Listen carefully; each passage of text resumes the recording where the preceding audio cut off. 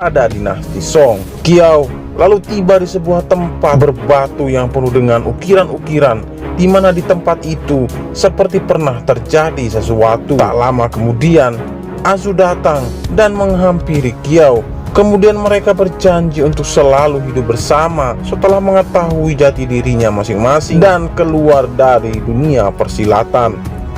Malam harinya, Bai Sijin masuk ke dalam tandu dan bertemu Kang Min. Kang Min mengatakan Kiao belum mati dan pasti akan menuntut balas atas kematian Madayuan yang ternyata tewas di tangan mereka. Namun Bai Sijin mengungkapkan ini semua atas perintah kakak utama yang bernama Duan Zhengchun. Rupanya itu ialah Azu yang menyamar untuk mencari informasi. Di sisi lain, ternyata Bai Sijin telah mengetahui penyamaran itu dan masuk ke tandu Kang Min yang asli.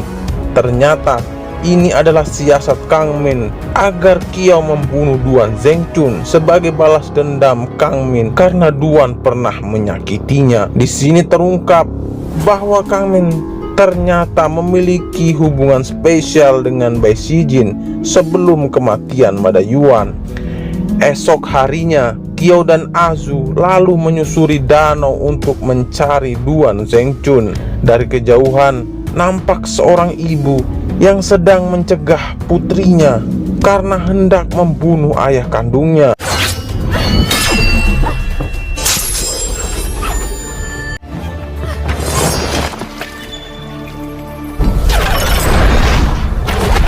Bahkan sang putri yang diketahui bernama Azi itu juga membuang kalung pemberian ayahnya dan tak mau mengakuinya sebagai orang tuanya.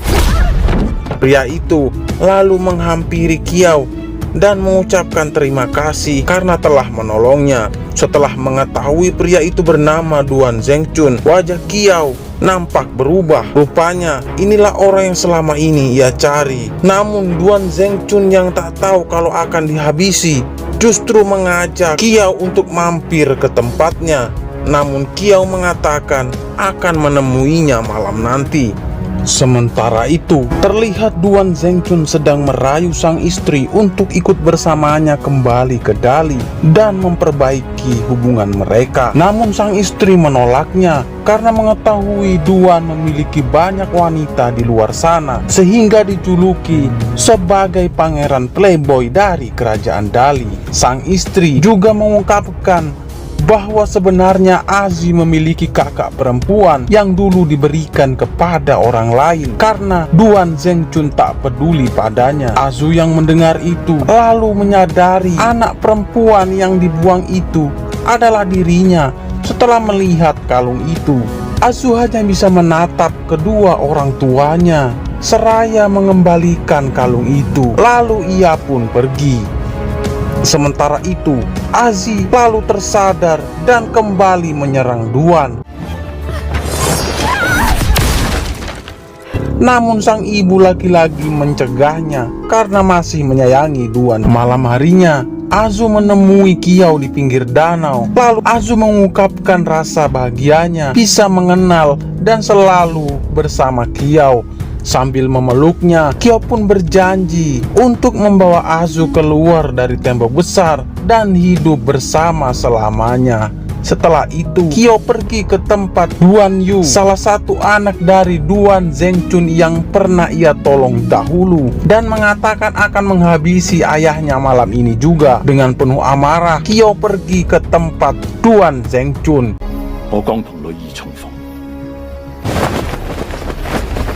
Lalu kemudian menyerangnya dengan jurusnya yang membuat Duan terlempar jatuh ke danau. Setelah melihat ke dalam air, wajah Duan perlahan berubah menjadi Azu.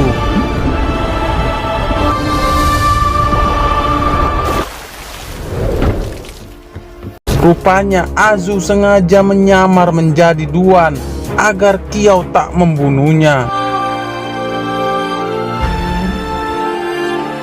Kiao lalu membawa Azu ke tempat Duan, kemudian menceritakan semua yang terjadi. Sang istri akhirnya menyadari ternyata Azu adalah anak yang dibuangnya waktu itu. Sementara itu, Duan pun terkejut dengan pernyataan Kiau. Ia tak pernah sama sekali menulis surat itu. Bahkan 30 tahun lalu, ia berada di Dali, tak pernah ke Yamen Guan.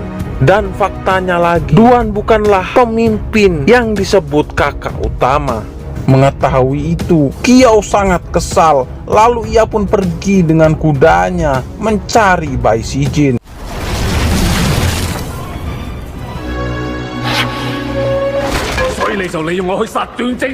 Bai Sijin mengatakan semua ini adalah rencana Murongfu agar Dali dan dinasti Song bertempur sehingga terjadi kekacauan. Murongfu juga sengaja menghasut Bai Sijin dan Kang Min untuk membunuh Madayuan dan menyalahkan ke Kiau sehingga dapat melemahkan Kaipang dan membuat dinasti Song sekarat.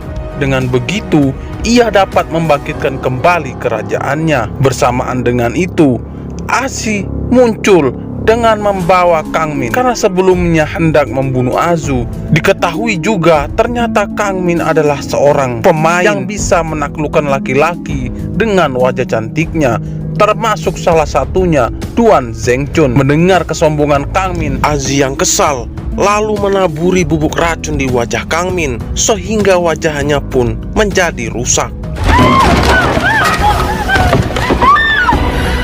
Kiau juga memulai pertarungannya dengan Bai Sijin dan menendangnya sampai keluar rumah. Ternyata Murongfu dan pasukannya pun datang, namun justru anak panah itu menembus tubuh Bai Sijin dan ia pun tewas.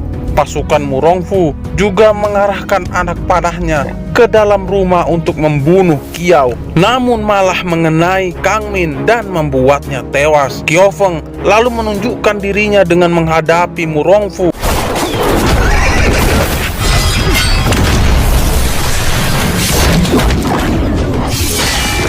Melihat kekuatan Kiau, Murongfu lalu menawarkan Kiau untuk bergabung di kerajaannya dan menjadi pejabat tinggi di sana. Namun Kiau menolaknya.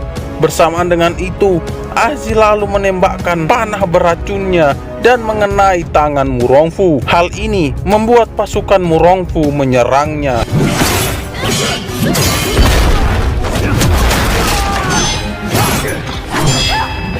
Azi lalu memberikan pedang pusaka ayahnya kepada Kiau yang membuatnya semakin overpower. Murongfu pun datang dan berduel sengit dengan Kiau hingga kejar-kejaran di atap rumah.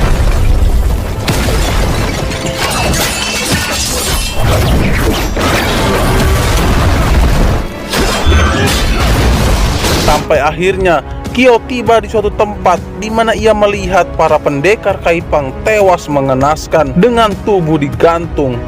Hal ini membuat Kiau murka, lalu ia melepaskan jurus 18 tapak penakluk naganya. Namun Murongfu dapat menangkisnya dan membuatnya terlempar jatuh dan tak sadarkan diri. Dalam ketidaksadarannya, Kiau kembali di masa kecilnya dan terlihat guru Suanku yang sedang menasehatinya.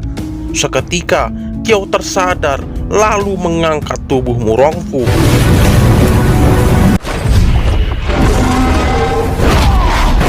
Kiau lalu memukulnya dan melemparnya berulang-ulang kali sampai akhirnya Kiau mengambil energinya dalam-dalam dan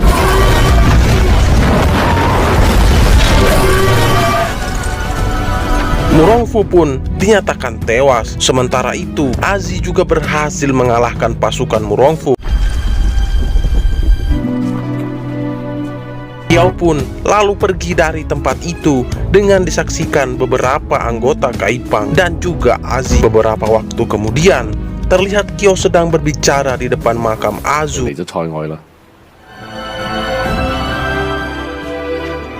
Di tempat lain, terlihat Murongfu berhasil dihidupkan kembali oleh seseorang yang ternyata adalah ayah dari Murongfu yang bernama Murongbo. Beberapa tahun kemudian, nampak Kiau dengan bermantel tebal menggunakan kudanya hendak pergi ke tempat salah satu suku di sana. tak lama Azi pun datang lalu mendampingi Qiao Feng. Dalam kilas balik terlihat pasangan suami istri yang dihadang oleh kawanan bertopeng yang salah satunya ternyata Mu Rongbo.